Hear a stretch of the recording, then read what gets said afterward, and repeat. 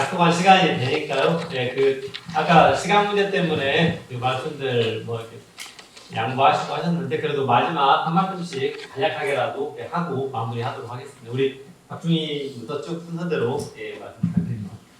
네, 오늘 시간 관계상 발표 준비했던 내용들을 다 전달드리지 못했고 제가 준비했던 내용 중에서는 일부 대안적인 내용들도 좀 준비를 했었습니다. 그런데 그 중에서 이제 제가 대학에서 교수로 근무를 또 하고 있고 제가 담당하고 있는 전공 분야가 이제 고용정책, 일자리 창출과 관련된 부분이다 보니까 익산시 사실 아파트 미분양 문제는 근본적인 그 문제와 직결되어서 익산에 청년들이 정착할 수 있는 기반이 없기 때문이에요.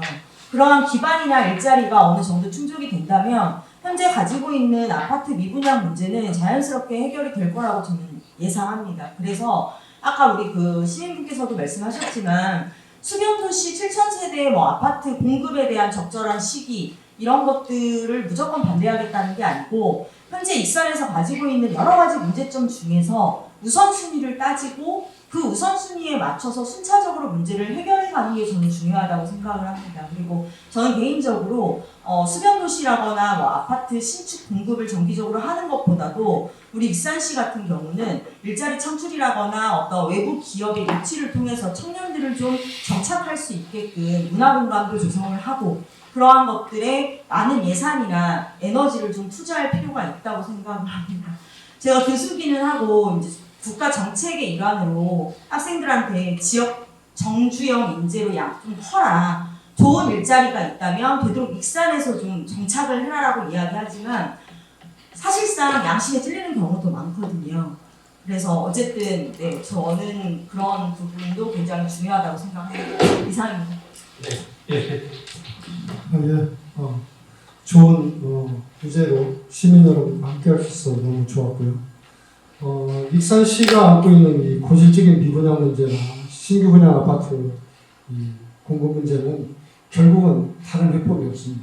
우리 젊은 친구들을 집을 살 때 대부분 60%의 은행 대출을 대부분 안고 자기 자본을 조금 투자해서 이렇게 집을 사고 그조차도 부모님의 조력 없이는 하기가 힘든 것이 현실입니다.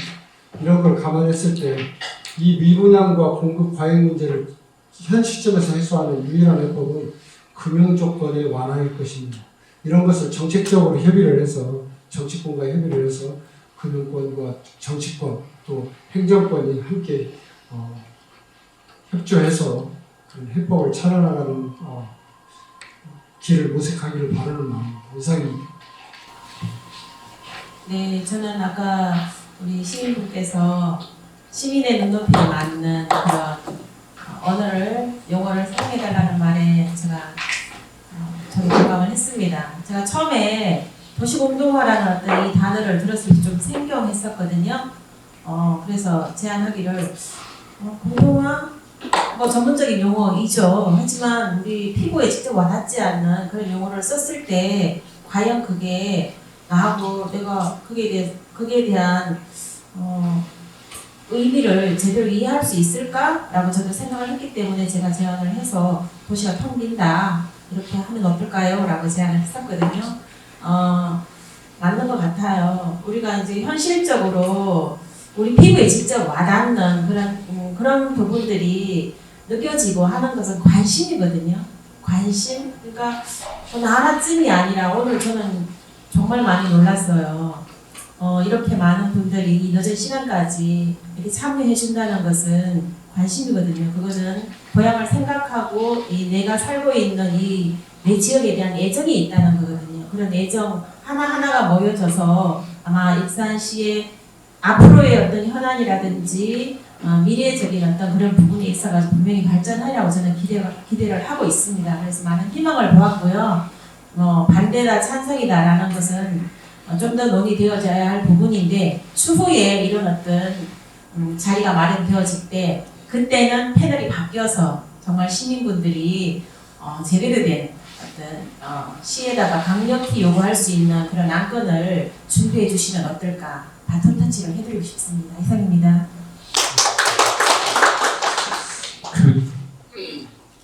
좀 위험하다라고 하는 건 다 느끼죠.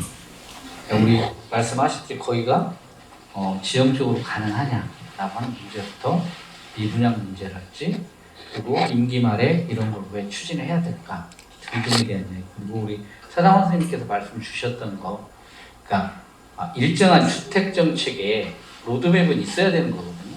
그러니까 어떻게 공급하고 그러니까 수요에 대한 분석도 그러니까 시간에 따라 바뀝니다. 예전에는 1000세대에서 1500세대가 1년에 공급되었다고 한다면 지금도 똑같이 그 수요가 앞으로도 계속 나올 거냐라고 하는 부분은 어떤 우리가 다양한 측면에서 고려할 측면이 있다는 거고요. 그러면 오늘 토론회에서 저는 그 말씀을 드리고 싶어요.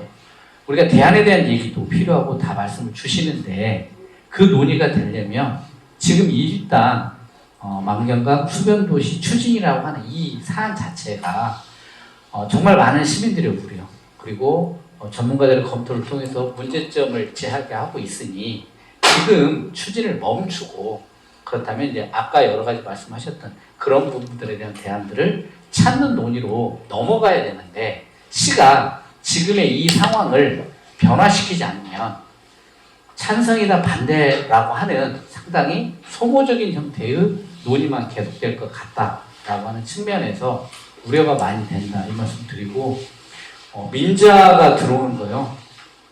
그거 결과적으로 좋은 결과를 내는 자치단체는 많이 없습니다. 근데 지금 이 우려 상황에 대해서 그게 우리 시민의 부담으로 올 수 있다라고 하는 부분들이 간과되지 않았으면 좋겠습니다. 예, 수고들 많으시고요. 제가 이 문제에 대해서 편혈로 와달라고 하는 요청을 받고 페이퍼를 11장을 썼거든요. 조목조목.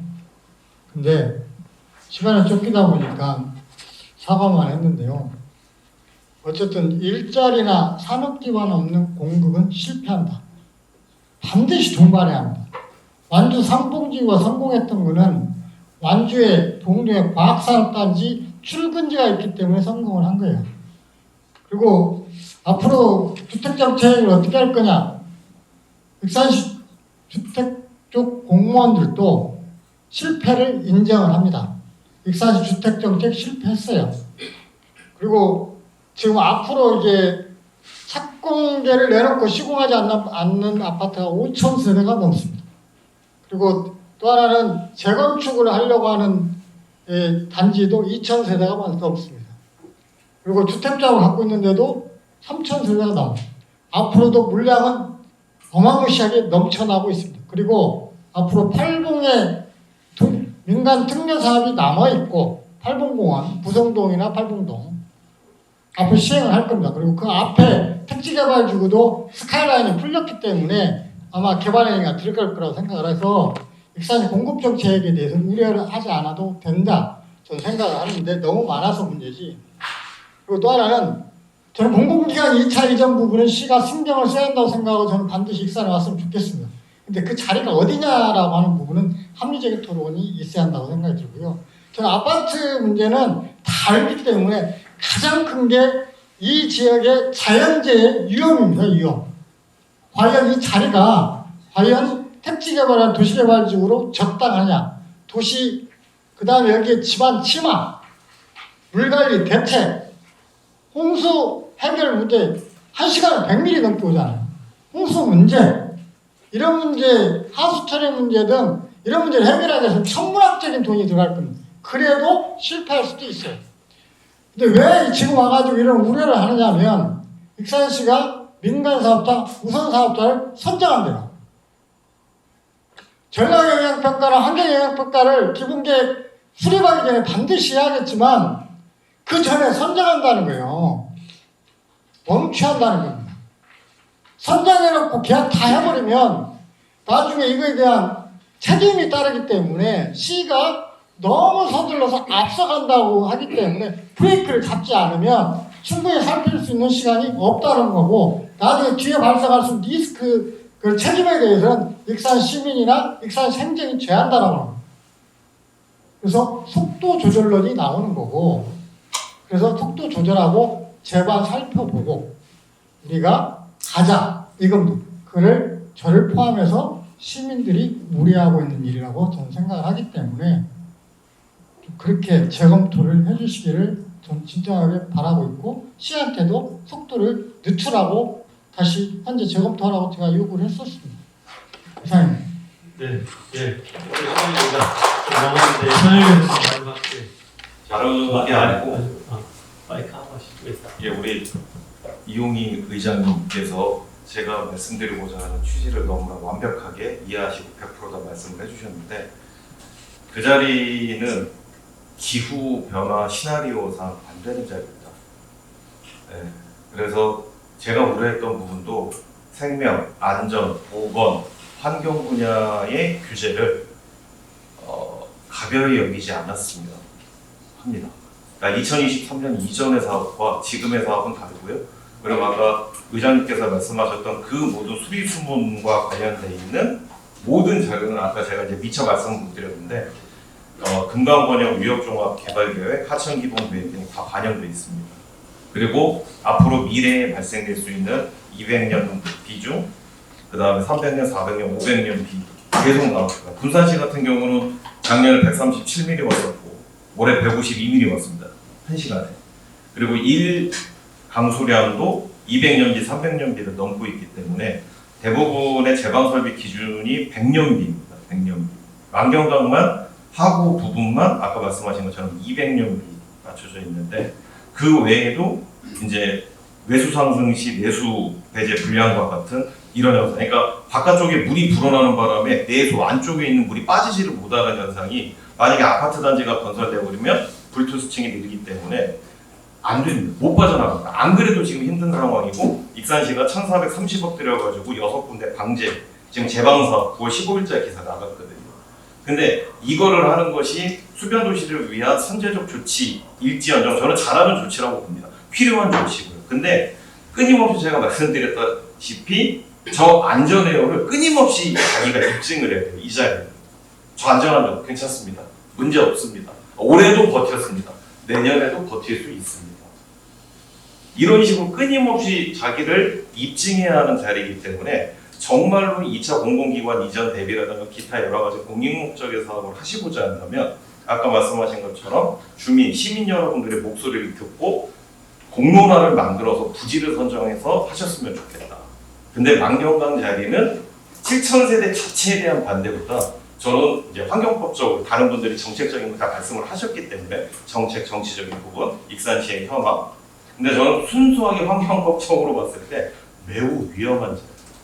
그래서 저는 기후변화 기후변화 영향평가를 정상적인 루트로 간다면 저는 통과하기 어렵다라고 저는 판단하고 있습니다. 그게 통과가 안 되면은 도시개발 허가가 안 나갑니다.